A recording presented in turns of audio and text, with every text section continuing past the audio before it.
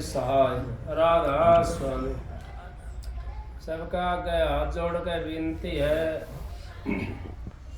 जितनी देर वाणी हो, सत्संग हो, उतनी देर आप शांत सुनते रहें। परम संत हजूर ताराचंद जी महाराज, वे तो शहंशाहों के शहंशाह थे, लेकिन कबीर साहब सबके सरताज थे, सिर के मोड़ थे कबीर साहब। ये कबीर साहब का शब्द गाया है, अब मन लागा मेरा राम फकीरी में, यार भी कह देते हैं, राम भी कह देते हैं। अब फकीरी के अंदर मन लग गया मेरा तो। अब कितनों का मन लगा है फकीरी के अंदर, कबीर पंथियों का या और कोई पंथियों का, राधा स्वामी वालों का या सत साहेब वालों का, लाखों करोड़ों आदमियों ने नाम ले रखा है, लेकिन फकीरी तो बड़ा कठिन काम है।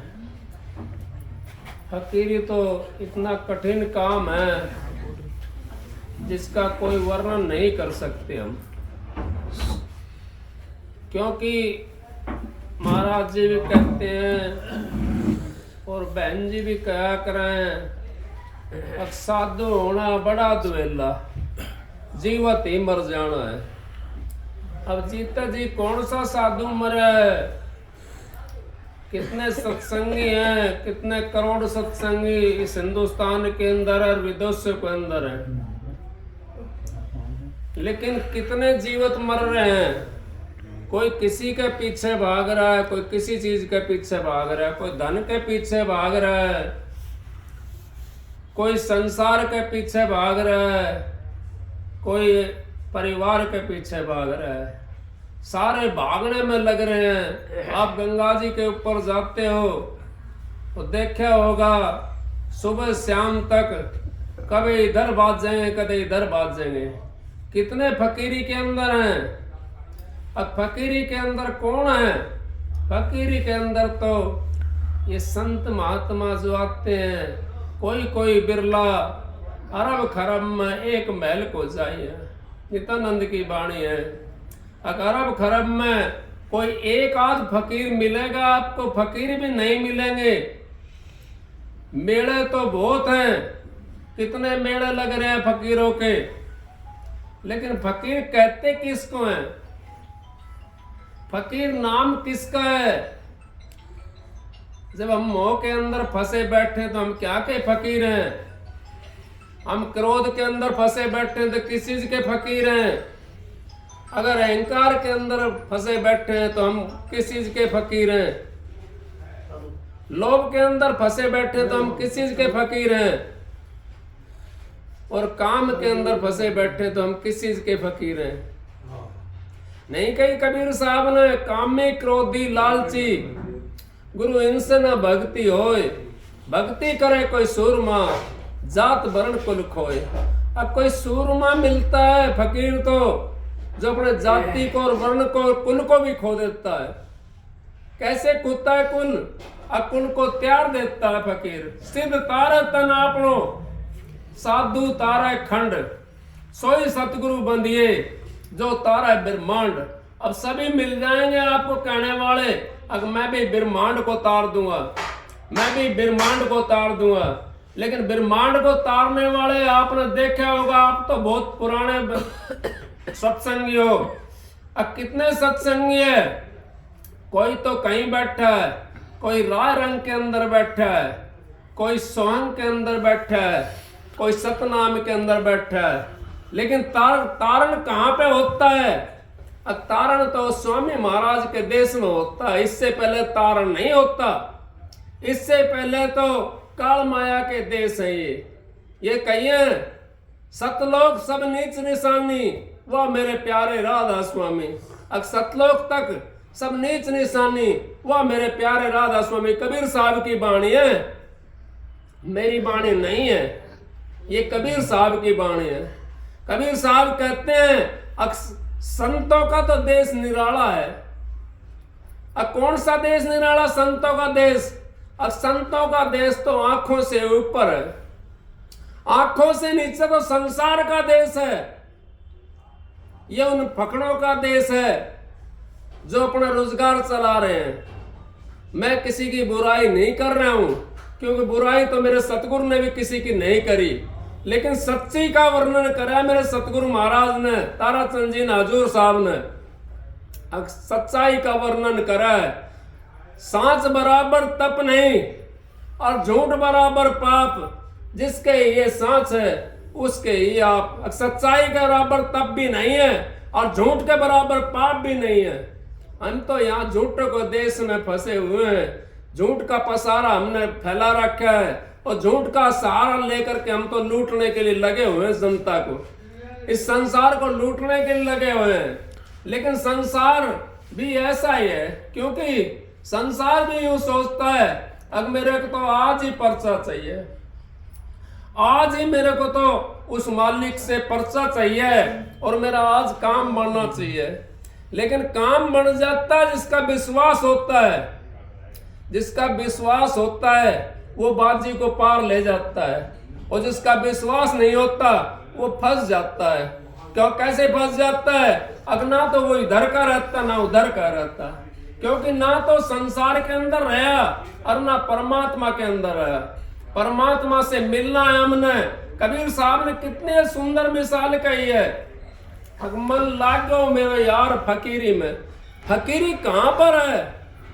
जब हम इन 9 खंडों को, 9 द्वारों को जब खाली करके जब 10वीं गली के अंदर घुसेंगे, उसको फकीरी कहते हैं। उस 10वीं गली के अंदर कितने घुसे हुए हैं, कितने पहुंचे हैं वहां पर, उस नाम के अंदर कितने पहुंचे हैं। दूध छठी का निश्चय भाई, जब राधा स्वामी के दर्शन पाई। अब दूध छठी का निकल जाता है, हम तो 10 मिनट नहीं बैठ सकते। फकीर कैसे बनाएंगे, साधु कैसे बनाएंगे? हमने एक इंद्री का भी त्यागन नहीं करा। हमारे से तो ताश वाले भी बढ़िया हैं, कम से कम उन्होंने मन की वृत्ति तो इकट्ठी कर लेते हैं। ताश के अंदर बैठ करके अपनी माँ के भी दाग के ऊपर नहीं पहुंचा ताश खेलने वाला। क्यों? महाराज जी कहते हैं, मिसाल दिया करते हैं महाराज जी, एक भाई चौपड़ खेल रहा था, उसकी माँ गुजर गई। माँ गुजर गई, कहने लगे भाई तू चौपड़ में लगा हुआ है और तेरी माँ जो है वो चोला छोड़ गई। नो बोला भाई कोई बात नहीं, आप ऐसा करो, उसको उतारो उससे खाट से और नवाओ धुआओ, मैं आता हूं। अब नवा धुआ ली, खाट से उतारी, फिर आया भाई, नवा धुआ दी, अब तैयारी करें चलने की, लाने की उसको। नो बोला अरे भाई यहीं से तो जाओगे तुम, मैं इतने एक बाजी और लगा लेता हूं, मैं यहीं शामिल हो लूंगा, तुम ले आना। क्योंकि उसकी मन की वृत्ति इकट्ठी हो रही थी उस ताश के अंदर, उसके अंदर वो ताश के अंदर लोलीन हो रहा था। वो कहने लगा भाई लिया तुम उसको यहाँ पे, मैं यहीं पर शामिल हो लूंगा। अब वहां पर लेकर के आए, भाई चल, अब भाई तुम ले चलो मैं अभी आया, तुम शमशान तक ले चलो मैं अभी आ रहा हूं। वो शमशान में पहुंच गए, वहां तार दी, लकचिता चिण दी, उसके ऊपर कहने लगा भाई वो लड़का तो आया नहीं, बुला कर लाओ, दाग लगाना है। अरे भाई तुम दाग लगा दो, मैं आता हूं, अग्नि तो प्रवेश करनी है। और देखो अपनी माँ का दाग भी नहीं लगा सका। क्या हम सोच लेंगे साधु बन सकते हैं या फकीर बन सकते हैं? हाँ बन सकते हैं। एक साधे सब सदियां और सब साधे सब जाए। अब एक को साधने से हमारी सारी चीज सत्य हुई चली जाती है। किस चीज को साधना है? अगर हमने अपने मन के ऊपर थोड़ा सा अंकुश लगाना, जैसे हाथी के ऊपर बैठ करके, कितना बड़ा हाथी होता है और पीलवान एक चोबे से, एक कील से उस हाथी को काबू में कर लेता है। कौन सा लगाना है अंकुश? हमने वो मालिक के नाम का अंकुश लगाना है उसके ऊपर, मन के ऊपर। अगर भाई तू जुगो जुगो से मेरा साथ आया और मेरे को इस बर्बादी के अंदर धकेलता हुआ आया, अब का मेरे को परमात्मा से मिलने का मौका मिला है, तू अब का तो मेरे को परमात्मा से मिलने दे, मेरे को उस मालिक का सुमरन करने दे, मेरे उस सतगुरु से मेरे को मिलने दे, क्योंकि मेरे को अब का मौका मिला, मनुष्य चोला मिला मेरे को। इस चोले से हम उस परमात्मा से मिल सकते हैं, बाकी कोई चोला ऐसा नहीं है जिससे परमात्मा से मिल सकते हैं। कोई भी ऐसा चोला नहीं है, क्योंकि मौका ही नहीं मिलता। 1,84 जियाजोन भुगतने के बाद में ये मनुष्य का चोला मिला है, और ये हमारे हाथ से निकल गया तो निकल गया, यूं समझो गई हमारी 100 की 100 हाथ की रस्सी कुएं के अंदर चली गई। महाराज जी कहते हैं लेकिन जाते जाते अगर 2 आंगल की भी हाथ में रह जाती है हमारे, तो सारी रस्सी वो बाहर निकल जाती है। उस रस्सी को सारी को खींच सकते हैं हम। अपने अंत समय के अंदर भी अपने कंट्रोल कर लिया हमने उस मन के ऊपर, अपनी वृत्ति को अपने यहाँ पर टिका लिया, तो हमारे प्राण कहाँ चले जाएंगे? सतगुरु के पास में चले जाएंगे, सतगुरु से हम मिल जाएंगे। अगर हमने मन की वृत्ति वहीं रखी, फिर कैसे मिलेंगे सतगुरु से? कैसे हमारे 100 हाथ की रस्सी कुएं से निकलेगी? उस रस्सी को हमने निकालना है तो मालिक का हमने सुमरण करना पड़ेगा, मालिक का भजन करना पड़ेगा, अपनी वृत्ति को थोड़ा सा अंकुश तो लगाना पड़ेगा। हम तो ताश वाले भी इस करके महाराज जी ताश वालों की बड़ाई करते थे, क्योंकि वो कम से कम अपनी वृत्ति को तो इकट्ठा कर लेता, ताश के अंदर लगा लेता। हमारी तो सारी तरफ खुली चलती है, 500 इंद्री हमारी तो 10 की 10 इंद्री हमारी तो बेकार हो रही है, क्योंकि हम तो स्वार्थ बस हो रहे हैं। मन ने चाहा खा लिया, मन ने चाहा कहीं चले गए, मन को अंकुश नहीं लगा सकते हम। और मन के ऊपर जब तक हम अंकुश नहीं देंगे, जब तक ये मन मेरा मसकरा कहूं तो माने रोस, जिस मार्ग साहिब मिला ताही चलाना कोस। अब कैसे चलेगा उस कोस? अब मन तो मेरा मसक रहा है, ये तो जुगों जुगों से हमारे को बर्बादी के ऊपर लेकर के आया है। अब का मानस का चोला मिला है, अब का हमारे को मौका मिला है इस बर्बादी से छूटने के लिए, उस मालिक से मिलने के लिए। क्यों? कि मनुष्य चोला बड़ा कीमती है। मनुष्य चोले की इतनी कीमत बताई है संत महात्मा ने, और तुलसी साहब ने तो इतना वो करवर्णन कर दिया। कालक करूं मैं नाम बढ़ाई, राम सखे न नाम गुण गाई। राम ने एक त्रिया तारी, नाम ने कोटिक खलक सुवारी। कोटिक खलक सुधार दी, नाम ने तो सुधार दी। अगर राम ने एक त्रिया तारी, तापस त्रिया तारी, अब वो जो उसकी बड़ी पड़ी थी पत्थर की, उसको तारा था। तारे तो बहुत है, उन्होंने भी ऐसी बात नहीं है। कितने तारे जो उनके संग में लग गया था, उन्होंने भी तार दिए हुए, क्योंकि राम भी मर्यादा पुरुषोत्तम हुए हमारे। राम ने भी एक रामायण भी मारा, एक 5वां वेद समझो। महाराज जी बार बार बड़ाई करते थे कि हम वहां तक भी नहीं पहुंच सकते। क्यों नहीं पहुंच सकते? अगर हमने अपने मन के ऊपर काबू नहीं करा। साहब वो मालिक कैसे मिलेगा? मन लागा मेरा यार फकीरी में, जो सुख पायो राम भजन में, वो सुख नाई अमीरी में। अब जो मुझे मालिक का राम का भजन करने में सुख मिला है, अमीरी में क्या सुख है? मैंने पैसा कमा लिया, कदे उसने इस बैंक में डाल लूंगा, कदे उस बैंक में डाल लूंगा, कदे टैक्स वाला तो बचाऊंगा, कदे किसी चीज से बचाऊंगा, कदे किसी चीज से बचाऊंगा, बचाओ तो डोले जाऊं। क्या सुख मिला? कोई सुख मिला? और कोई ऐसा पूत आ जाए अगर सारे ने बर्बाद कर दे, फिर कहां रखोगे उस पैसे को? कित जाओगे उस संसार को छोड़ करके? उनको दौलत को कहां छोड़ कर जाओगे? किसके हवाले करोगे आप? वो सुख नहीं अमीरी में।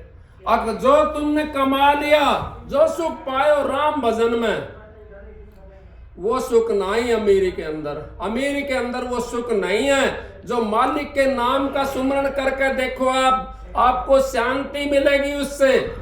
भजन करने वाला मस्त रहता है। कैसे रहता है? अब उसको वो अपने अंतर में बढ़ना सीख लेता है, और अंतर के अंदर जिसने बढ़ना सीख लिया, वो तो यूं समझ लो अब वो सुखी सुखी है। और जो बाहर मुखी रहता है, अब कछुए की मिसाल कई बार दे चुका और आज भी चलो कोई बात नहीं, मालिक की मौज है। अब कछुआ बाहर पड़ा रहता है सारा हाथ पाया को देख काटे हुए, लेकिन कोई जब मनुष्य दिखाई देता है या कोई पशु दिखाई देता है या कोई चीज और कोई दिखाई देती है तो सारे अपने अंगों को सकोड़ करके अंदर कर लेता है। फिर उसको भय नहीं रहता, चाहे कोई उसके ऊपर लठ मारो, चाहे कोई डंडा मारो, चाहे कोई उसके ऊपर कोई और कुछ करो, लेकिन उसको कोई भय नहीं रहता। जब तक भय रहता है जब तक उसके हाथ और पांव और नाड़ उसकी बाहर रहती है। इसी तरीके से हमारी वृत्ति जब तक हमारे को भय रहता है, अब उसको ना पूजूंगा तो वो नाराज हो जाएगा, उसको नहीं पूजूंगा तो वो नाराज हो जाएगा, उसकी धोख ना मारी तो वो नाराज हो जाएगा। नहीं, वो तो हमारे से राजी होते हैं, और क्योंकि वो परमात्मा से मिलवाना चाहते हैं हमारे को, लेकिन हम मिलना नहीं चाहते परमात्मा से। कोई अपना बेटा ने नू सोचा मेरा बेटा आवारा हो जाएगा, कोई सोचता है? नहीं सोचता। सब यूं सोचते हैं मेरा बेटा तो डीसी बने, मिनिस्टर बने, और किम बने, अफसर बने, डॉक्टर बने, ये हमारी सोच होती है। तो इसी तरीके से इनकी देवी देवता भी हमारे लिए सोचते हैं कि हमारा संसार जो है ना फलता फूलता रहे, और ये भी मिनिस्टर बने, कलेक्टर बने, ये भी अच्छी सोच होती है इनकी भी। ये भी परमात्मा से मिलाने की कोशिश करते हैं। क्यों करते हैं? कि इनका भी हमारे से सहारा है। नहीं का संतों में भगत भजन से उभरे रखियो जी तुम्हारा, और साध संगत से उभरे रखियो जी तुम्हारा। अब भगत तो भजन से उभरता है और साध संगत से उभरता है। और तो इसी तरीके से देवी देवता किसके ऊपर राज करेंगे अगर हम नहीं होंगे तो, और हमारे देवी देवता नहीं होंगे तो हम किसकी पूजा करेंगे? दोनों का एक दूसरे का साथ है। तो हमने बुराई देवी देवताओं को भी नहीं करनी चाहिए, क्योंकि हमने तो अपना काम करना है। अपने अब का मौका मिला हुआ है आप लोगों ने, इस मौके को हाथ से ना जान दो। ये बड़ा कीमती चोला है, इसका अगर ये चला गया हाथ से तो हमारा फिर दोबारा नहीं आना है। इब कह चुके नहीं ठिकाना, दिन पर दिन चोला बहुत पुराना। आगे इनका चूक गए हम तो 84 के अंदर चले जाएंगे। अगर इनका हमने इसको संभाल लिया अपने चोले को तो 84 से हम बच जाएंगे। सतगुरु की शरण ले ली और सतगुरु के दरबार में अगर हम पहुंच गए, उस मालिक से अगर हम मिल गए तो हमारा 84 का फंद कट जाएगा। जब तक हमारा 84 का फंद नहीं कट सकता, जब तक हम उस मालिक से नाम नहीं लेंगे, उसका सुमरन नहीं करेंगे और उसकी कमाई नहीं करेंगे।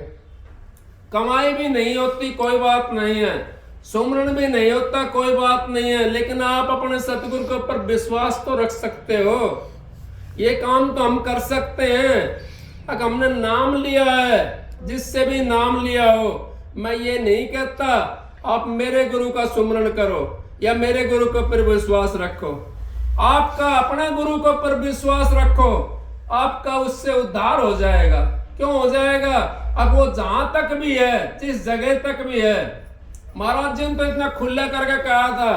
अब कबीर पंथी करते हैं सब।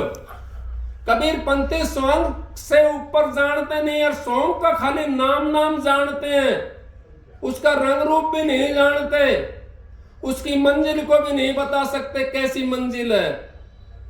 तो वहां तक पहुंचे हुए कबीर साहब कितना राधा स्वामी धाम का रुख लेकर के आए थे। कबीर साहब भी, कबीर साहब ने उजागर करा था राधा स्वामी नाम को। क्यों?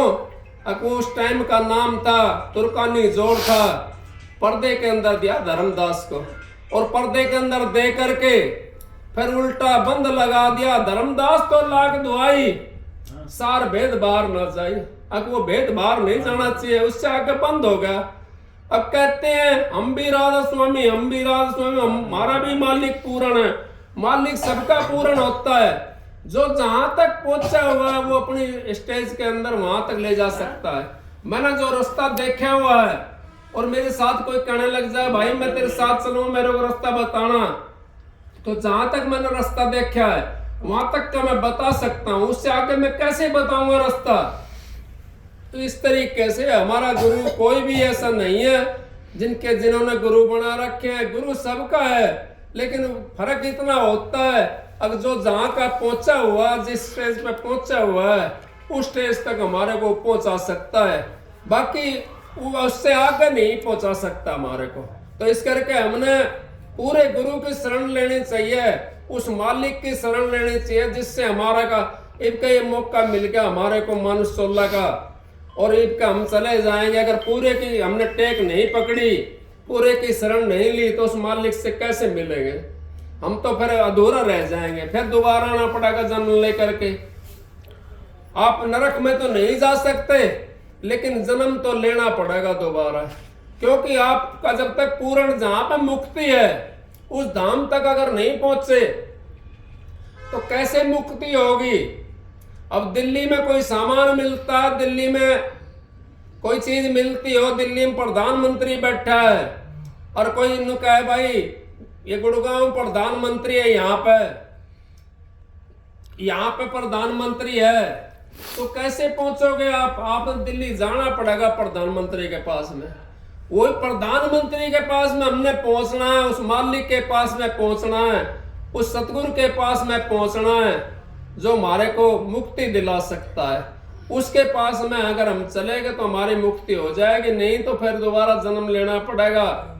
इस करके कहिए कबीर साहब ने, गुरु तो पूरा ढूंढ तेरे भले की कहूं, तू पिछलों की टेक छोड़ तेरे भले कहूं, तू नींद भर मत सो तेरे भले की कहूं, तू पेट भर भोजन मत खा तेरे भले कहूं। कितनी कही हमारी भलाई के लिए। कबीर साहब ने क्या कही? कबीर साहब ने क्या करना था? वो हमारी भलाई के लिए कही। कबीरा जागे रोवे और दुनिया खावर सोवे। कबीरा जागता है और वो रोता है। क्यों रोता है? अगर संसार के झंझट के अंदर लगा हुआ है। और कबीर साहब दुनिया खाती है और सो जाती है। अगर सोगी वो तो खाया, अगर भाई का तो ऐस लूटो, अगला किसने देखा है? तुम भी ऐस लूटो, गुरु भी ऐस लूट रहा है। इस तरीके से अगर हम उसके ऐसे शरण पकड़ेंगे तो हम उसके अंदर नहीं जा सकते। हमने वो मालिक से फिर क्या कहा? सब शब्द तो बहुत गाते हैं, कितना शब्द तो घना लंबा है, लेकिन लास्ट वाले लेते हो टाइम भी घना होगा। लास्ट वाले साहिब मिला तबूरी के अंदर, नहीं मिला साहिब, तबूरी कह दी। अब ढूंढने वाला तबूरी को कहां ढूंढेगा? साफ लफ्जों के अंदर कह दिया तबूरी। अब इस शरीर के अंदर भी एक शरीर है और उसके अंदर भी एक शरीर है, उसको तबूरी बोलते हैं। अब वो मालिक उस तबूरी के अंदर मिलेगा, उस परमात्मा उस तबूरी के अंदर मिलेगा। वो तबूरी के अंदर हमने पढ़ना है। कैसे पढ़ेंगे उसके अंदर हम? अब जब तक हम ध्यान भजन के ऊपर नहीं बैठेंगे उस तबूरी के अंदर भी हम नहीं जा सकते। उस मालिक से कैसे मिलेंगे? उस तबूरी के अंदर बढ़ना पड़ेगा हमने। क्यों? वो ध्यान भजन से हम बढ़ सकते हैं उस तबूरी के अंदर, बाकी कोई रास्ता नहीं है जाने के लिए। हम उस तबूरी के अंदर सपना के हम बैठे बैठे देख लेते हैं, सपने के लिए हमने सोना पड़ेगा। इसी तरीके से परमात्मा को देखने के लिए हमने अपना शरीर को सुन करना पड़ेगा। सुन धरती सुन आकाशा, सुन सुन भयो प्रकाशा, सारी सृष्टि शब्द विराज है, शब्द घट नानक शब्द घट घटात से। अब जितना पसारा सारा शब्द का बता दिया। अब सुन धरती सुन आकाशा, सुन आकाशा, सुन सुन भयो प्रकाशा, कितना बता दिया? सारी चीज शब्द के रचना के अंदर बता दी। उस सुन के अंदर बढ़ना हमने। उस सुन के अंदर जब अपना शरीर सुन हो जाएगा तो हमारी सूरत अंदर बढ़ना शुरू कर देगी। जब तक हमारा शरीर सुन नहीं होगा तो हम कैसे बढ़ेंगे उसके अंदर परमात्मा से मिलने के लिए? इस शरीर के अंदर बढ़ नहीं सकते, क्योंकि हम तो सुन तो हुए नहीं। सोए बिना सपना दिखेगा, इसी तरीके सुन के बिना हम उस सुन के अंदर नहीं पहुंच सकते, उस मालिक के दर्शन नहीं कर सकते, उस सतगुरु से नहीं मिल सकते। सत्संग की आधी घड़ी तब के बरस हजार, फिर भी नहीं बराबरी संतन क्यों विचार। मेरे मालिक मेरे कहते हैं परम संत हजूर ताराचंद जी, अग भाई आपने कहीं ढूंढने की जरूरत नहीं है, आपने तो अपने पास में, मोको कहाँ ढूंढा रे बंदे, मैं तो तेरे पास में। और भी कोई चीज नहीं रखे तो मैं तो श्रद्धा और विश्वास में, श्रद्धा और विश्वास तो हम रख सकते हैं उस परमात्मा का, उस मालिक का, उस सतगुरु का। तो इस करके सत्संग की आधी घड़ी तब के बरस हजार, फिर भी नहीं बराबरी संतन क्यों विचार। ये सत्संग महाराज जी की दया से बोंद आश्रम में होता भिवानी के पास में, और भाई हम यहाँ कर लेते हैं इस कुटिया के अंदर। ये गांव खांडसर गुड़गावा, इस कुटिया के अंदर कर लेते हैं, हरियाणा के अंदर पड़ते हैं दोनों। ये वो जिला भिवानी में पड़ता बोंद गांव, और ये गुड़गांव के अंदर पड़ता गांव खांडसा। तो इस करके मालिक की दया से, सतगुरु की दया से सत्संग होता है। उनकी मेहर से, बहन जियों की दया से, बहन जी माया बहन जी जो हैं उन्होंने बड़ी मेहनत करी है, क्योंकि अपना जीवन जो है ना उन्होंने सुधारा है। कितने आज कोई 10 दिन रह कर नहीं रह सकता आश्रम के अंदर, हम तो 10 दिन के लिए भी कितना सांबा बांध कर चलते हैं, और उन्होंने तो अपना पूरा जीवन दाव के ऊपर लगा दिया। वो किसके लिए लगाया? वो हमारे लिए लगा दिया। ना उन्होंने कोई बच्चे पाले, ना कोई उन्होंने कोई परिवार को पालना करे। उस आश्रम के अंदर अपना वो पूर्णवासी के दिन वहाँ सत्संग होता है। उस सत्संग में मालिक की दया हुई तो भाई जरूर पहुंचा। मैं तो पहुंचता हूँ सत्संग के अंदर, आपकी मर्जी, आप जाओ या मत ना जाओ। अब संक्रांत का भी बहन जी का फोन था, उस दिन बता रही थी बहन जी अगर संक्रांत का सत्संग भी है तो कोशिश करेंगे मालिक की दया से। आप सबको राधा स्वामी।